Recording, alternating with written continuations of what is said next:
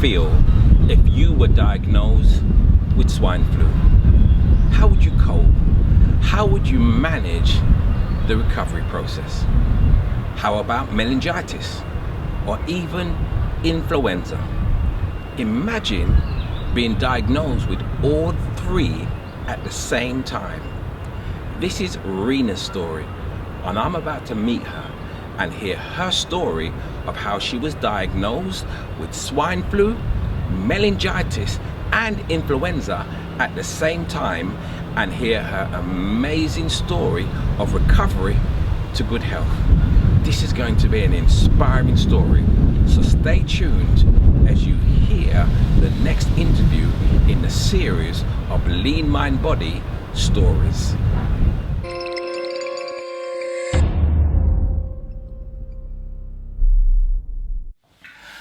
Hi Rena. Hello.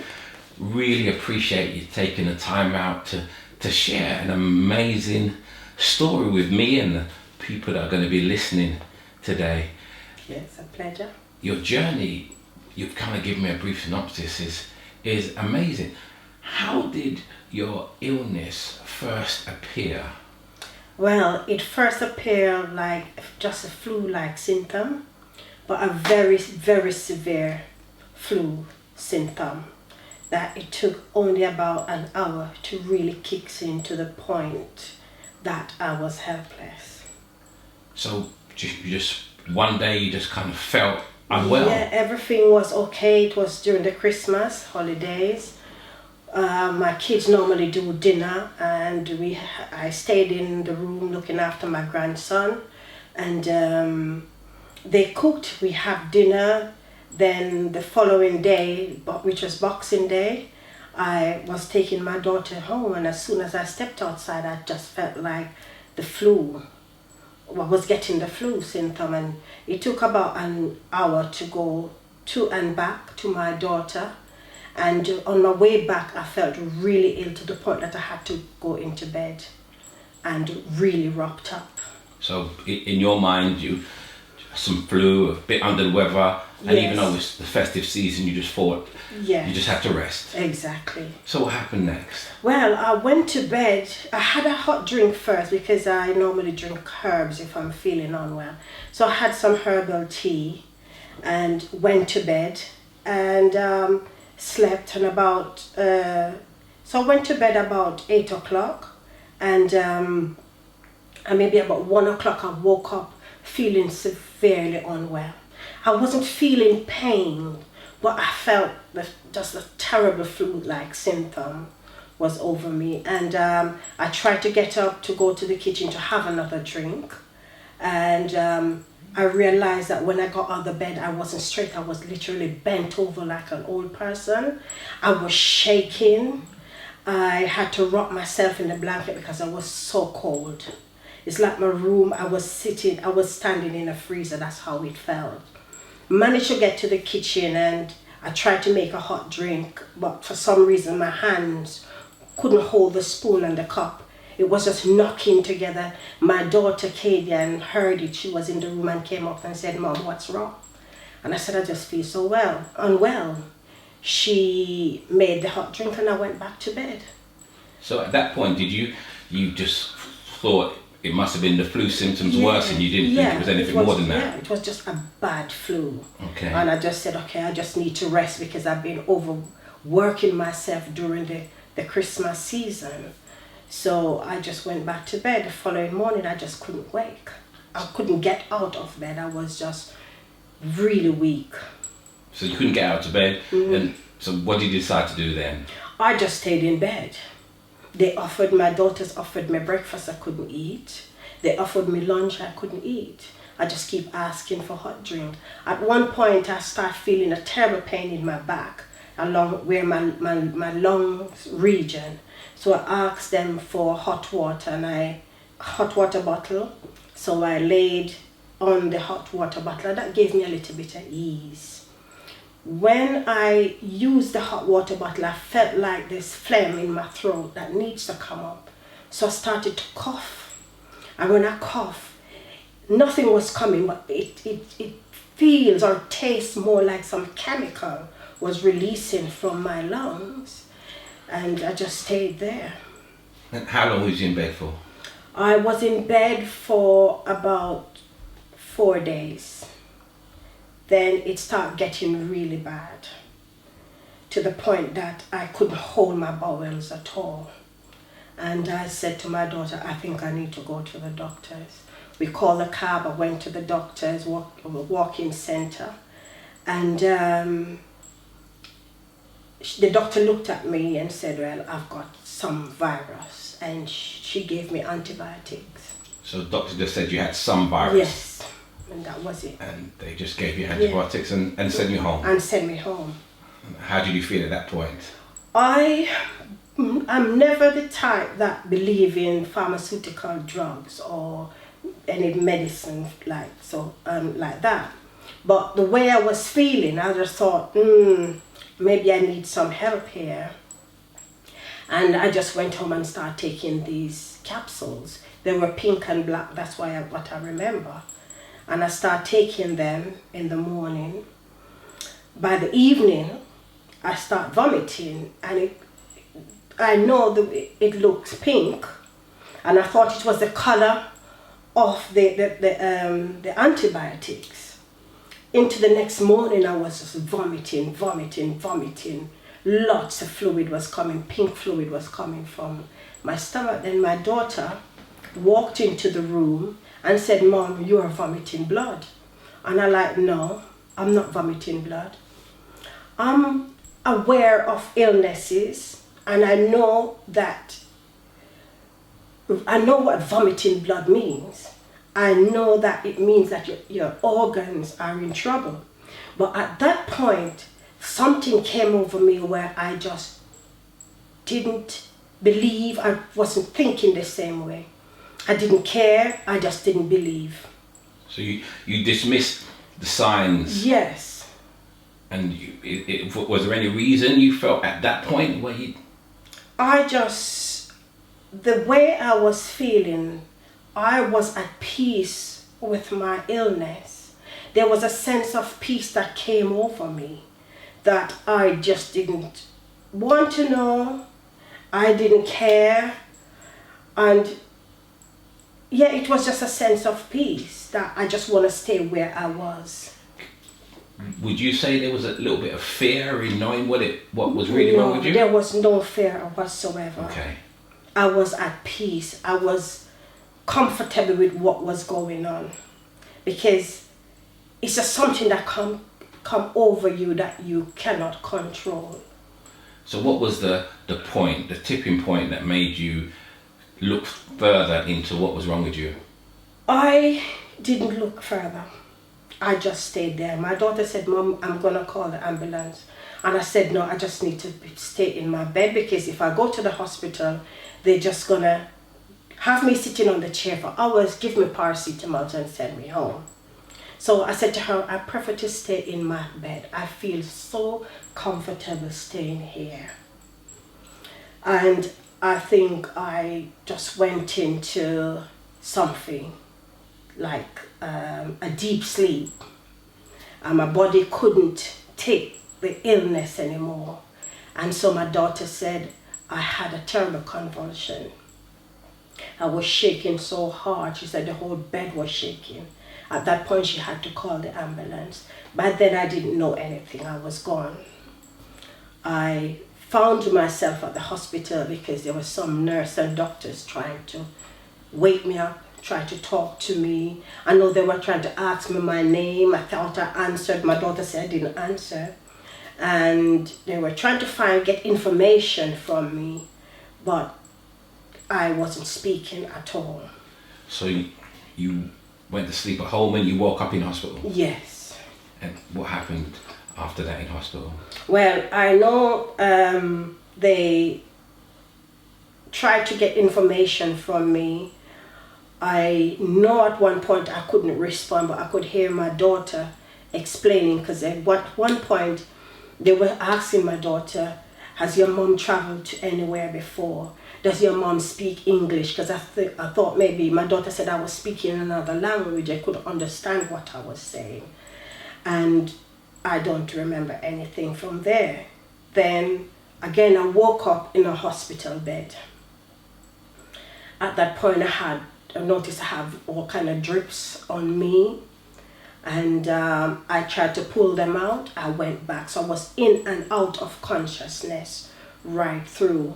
At one point, again, I woke up and I found myself in a room, and I realized I was in an isolated room. And the nurse came to visit me, and they said to me, "You are very unwell, we have to put you in an isolated area because we're not sure what's going on, but we know you have a virus." And yes, so I was there in that room, in and out of consciousness. I remember my pastor coming a couple of times. Other people were there. I remember one of my daughters, seeing my daughter, but most of the times I saw my pastor. His voice wakes me up all the time because he's always there praying for me. Only time I wake up is to vomit. I was just vomiting blood. Even in the hospital, I was still vomiting blood. I just didn't know what was going on, but each time I woke up, I just have this sense of peace that I just need to stay there. I know I was gonna die, and I was ready to die. And that's a thing that you have no control over. So at that time, you felt as if it was your time to die? Yes. And you had accepted it? Yes, I felt that from I was at home. Hence, I didn't want to go to the hospital. Because I remember before I went into the hospital, on the hospital ward, I woke up hearing my daughter crying. I think the voice, her tears or something woke me up. And I said, "What's wrong?" She said, "Mom, I don't like it to see you like this." And I said to her, "Don't worry, it will be over soon." That's what I said to her. I just need somewhere peaceful and comfortable to lay down. Because I wasn't in a bed, I was on the hospital couch at the time. So I remember saying that to her. So, and at that time you just thought you was going to die, even though at that time, I'm guessing you still didn't know exactly what was wrong with you. I didn't know. It was just the way you were feeling. Yes. At that time. Yes. So what happened next in your journey in the hospital? Next in my journey, I just know that I was seeing people in and out, nurses coming in and out, friends coming in and out. That's when I was in and out of consciousness. And all I remember is that I went somewhere. And that felt like I was going to, I was going to a business meeting, because before that happened to me, I was planning on going to some business meeting, something to do to take my business further. And at that point, I was going to that meeting during the illness on the bed. I don't know where I was. And I'm going to this meeting. I came somewhere where it's like the end of the world. The cloud meet the earth. And the cloud was just not clean enough, you know, when it's gonna rain and it looks dirty. And I thought to myself, oh, if I have to go through that place, it's just gonna touch my skin, it's gonna hurt me, because I'm very conscious about what I eat and what I touch. But then I said to myself, I have to go through. And I tried to go through, and as I was about to step in, my right hand went in, and I felt a soft hand just grab my hand and pull me forward. And when I stumbled in, I saw 4 ladies. One that pulled me in, and behind her was my old auntie that raised me. She's deceased over 20 odd years now. And 2 other ladies behind. And when she pulled me in, I realized where I was. It was heaven. And all I remember, I started clapping, because I was like, oh my God, I've made it in. And they clapped too, to say like, yes, we're glad you made it in. And this lady that pulled me in, I didn't recognize her. She said, I'm your Aunt May from year 4 something. And I'm like, oh wow. And she said, you remember your Aunt Emily? I said, yes. And the other 2 ladies behind her, she introduced me to them. One of them was from the year 12 something. I can't remember the exact date. And I was like, oh my God, my entire family are Christians. And it's only 4 you made it in, and I would be the 5th one. And I said to her, which was the leader, obviously she was the leader of the group. I said to her, what does it take for us to make it to heaven? Because none of my family made it except us 4. And she said, my dear, I don't know. That's all she said. And then she said to me, take a look at earth and see where you're coming from. That sounds like a vivid experience you had. You described that in such detail. Amazing. And so you had what some would describe as an out-of-body experience. Yes, I did. So how did you come down from that, or what was the transition from that experience to coming back? I remember saying to them, I can't believe you come to this beautiful place and you didn't come back for me. And they said, my dear, we've got so much work here to do. We have no memory of earth. That's what they said. And they still stood there. And at one point, I saw my family start moving away slowly. And I said to myself, they're not going to invite me in. They're not going to invite me in. And then they start walking away slowly, and I stood there because I wasn't going to move unless they said come. And they just start walking away until I couldn't see them anymore. But they didn't walk in the direction of the mansion where I heard this lovely noise coming from. They walked straight ahead until I couldn't see them no more. And then when I couldn't see them more, I heard somebody saying, Rena, Rena. And when I opened my eyes, it was about 3 doctors and a nurse. Wow. And I was so upset. Oh, it wasn't your time. But the experience was so beautiful. It was. To this day, I'm not that happy of being here. Okay. So you had a taste of paradise. What? Okay. So the doctors woke you up? Yeah. And what happened next? They woke me up and tried to ask me questions like my name, my date of birth, trying to see how, my memory was going out, to see how conscious I was. And I remember just not answering. Was this on purpose? Yes. I was too upset because I believe they're the ones that brought me back. I wasn't ready to come back, so I didn't answer. And I remember, I think I fell asleep because I didn't hear anything else from them. Then the following day, they came into the room and they said to me, we almost lost you. They said, everybody, all the nurses came in the room and they said, we were so scared. They even said to me, we were scared to even come in the room because we've never seen this kind of virus before. They said, we all scared to come into the room, but we didn't know that you was going to pull through. So what tests did they do on you? Well, while I was conscious, they did a lumbar injection where they pull fluid from the spine. Okay. And I think that was the last test, because while I was there, I think they were doing a lot of tests. And that was the last test that they did, and they came back to me with the results. And the results were? The results were I've got swine flu, meningitis and influenza. Swine flu, meningitis and influenza. All 3 in one. How did those diagnoses make you feel? I didn't even think about it. I was a different person when I woke up.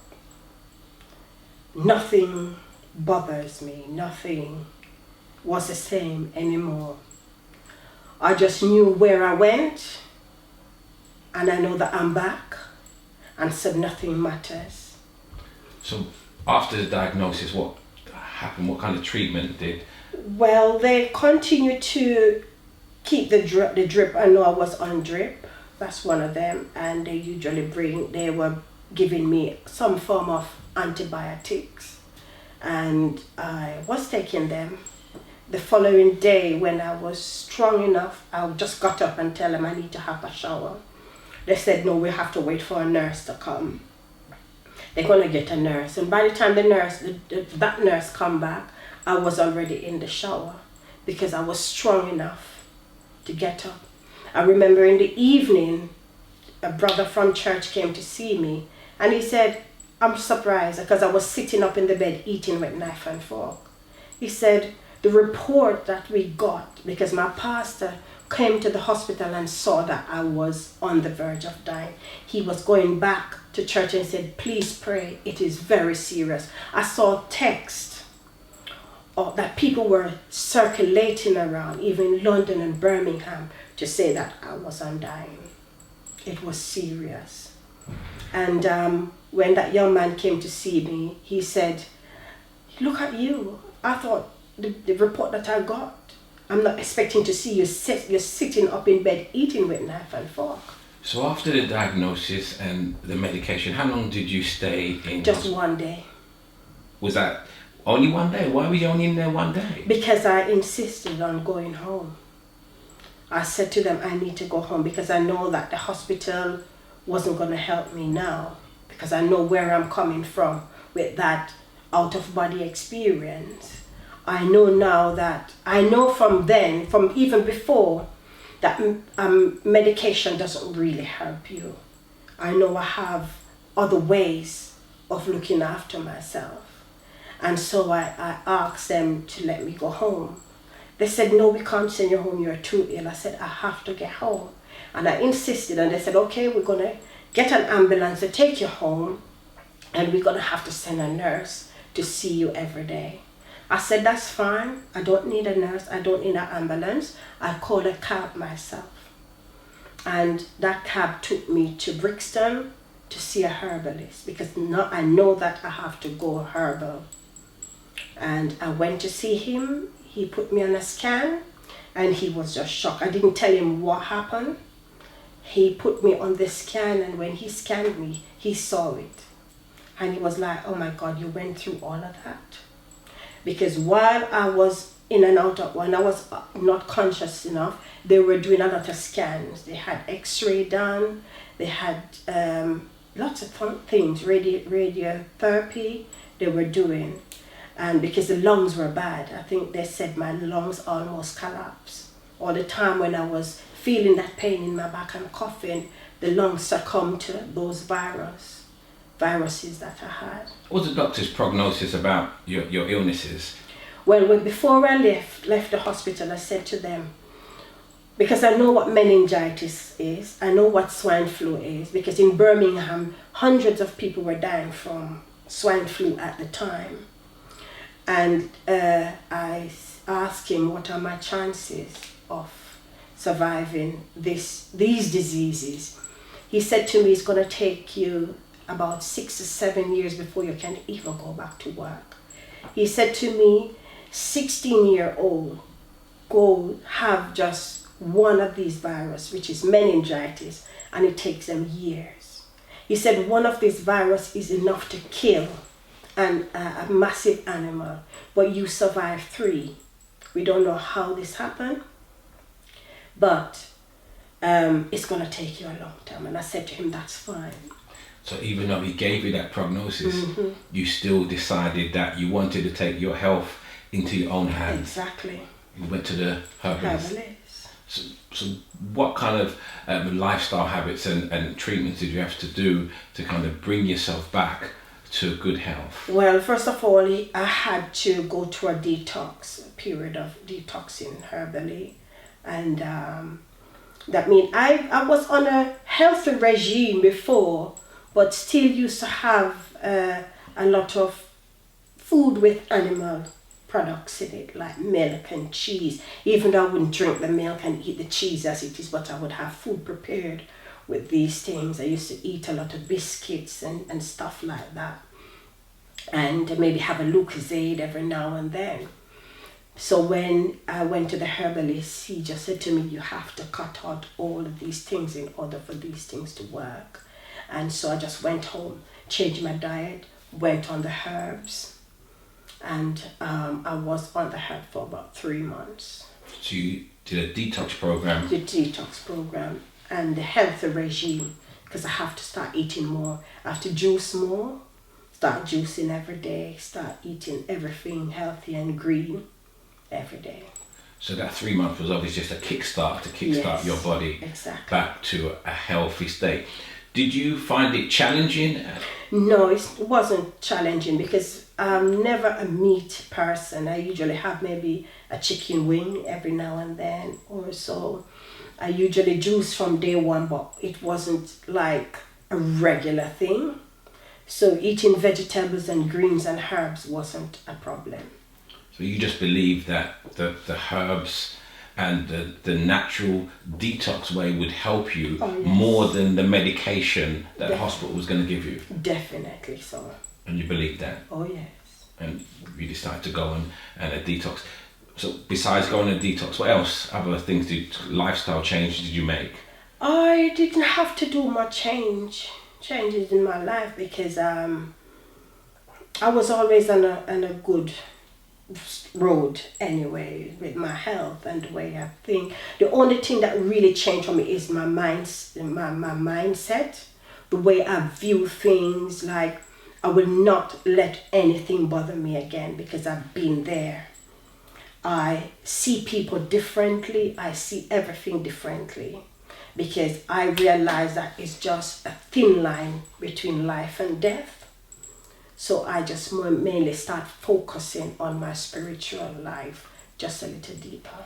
I've heard stories time and time again how people have felt their healing process was partly due down to their mindset and their positive and forward thinking. Yes. Would you agree with that? Oh yes, definitely. Your body is so powerful that it can heal itself. Once you give it the right food, it can heal itself. And with the right thoughts. And the right thoughts. Thoughts itself. How did your family deal with this journey after the illnesses? I don't think they were worried at all because they know that I'm always a strong person. They knew I would have hacked it anyways. So they never asked me how you're feeling or how you're doing. People on the outside, like my clients and church friends and church family, everybody was trying to find out how I was. But my children never worry at all. Did you seek support from anybody else besides the nutritionist? No.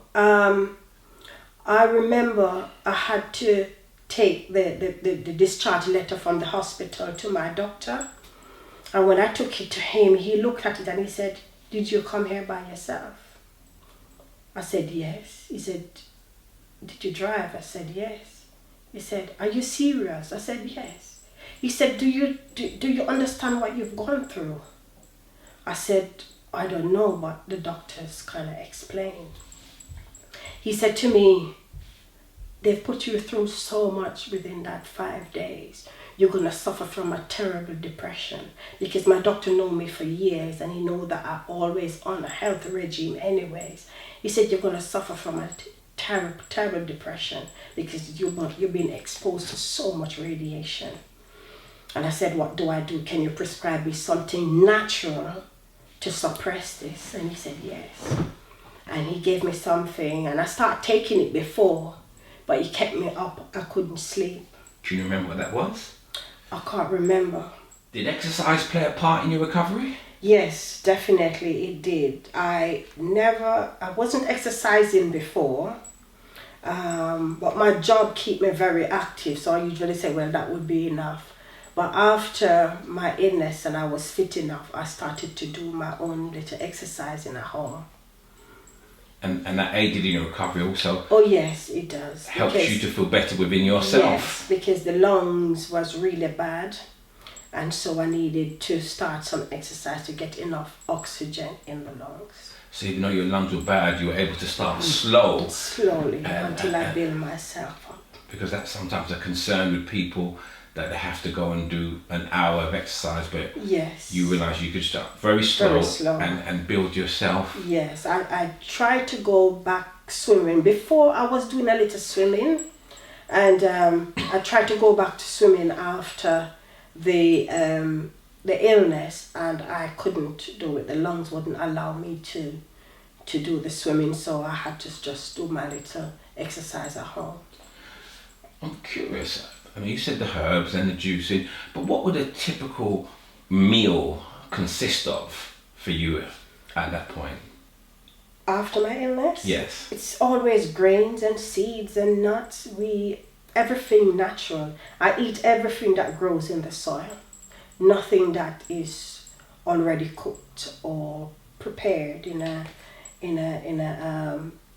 factory. So all our meals has to be freshly cooked or raw most of the times. Nothing out of a tin? Nothing out of a tin. Did your family join you in that eating? Not so much yet. They were brought up eating a bit healthy, but they weren't that strict on eating healthy. It takes another illness to hit my family. That is when everything had to cut. Strictly raw for months and months. That sounds like another story we Yes, possibly have to hear. indeed, another story. So the doctors, after seeing you in the state, after diagnosing you with those 3 illnesses, what were their opinions when you went back to see them sometime after? Okay, I went for my 4 weeks checkup, and I had to do an X-ray because of how bad the lungs were. So after the doctor called me into a room. She looked at the X-ray on the screen, and she just put her pen down and said, "What do you eat?" She said to me, "You've got an amazing body." And I just sat there and I'm not surprised. I wasn't surprised at all. As you know what you've been doing. Exactly. And I know that God also was in the plan, And she said to me, "I am the one who looked after you right through your illness. Do you know how ill you were?" And I said to her, "I have no clue, but I heard. The nurses told me." She said, "You know what? You're dismissed from this unit because nothing is growing on your lungs. We're expecting to see things growing in your lungs, but there is nothing." And that is definitely a testament to Amen. the way you lived your life prior, but also the way you lived your life after the illness. That must have been a good feeling. It was, and it still is an awesome feeling. So I'm happy to help people to change their lives. So how many years ago did that happen? This happened exactly, December gone made it 5 years. And 5 years on, how are you? Fantastic. And everybody can say that they've seen it. I feel the way I'm feeling now. I think this is how I felt when I was 16. I forget how good it's supposed to feel. You look great, and thank you. And it's a testament to your mindset and the way you have lived your life. Exactly. After such a terrible series of illnesses. Exactly. So, in conclusion, people go through illnesses. They go through times when their state really brings them to a point of despair. What would your message be to anyone who's possibly gone through something similar to what you've gone through, or any family members who have people who may have gone through something near enough similar to you? What would your message be to them? The message I would say pass on to you, to everybody, is that start eating right from now. Don't wait until you're ill. Food heals and food kills. If you have the right nutrient, your body survives off nutrients. If you don't have nutrient, you can't fight illnesses. Illnesses kicks in when your body cannot fight anymore.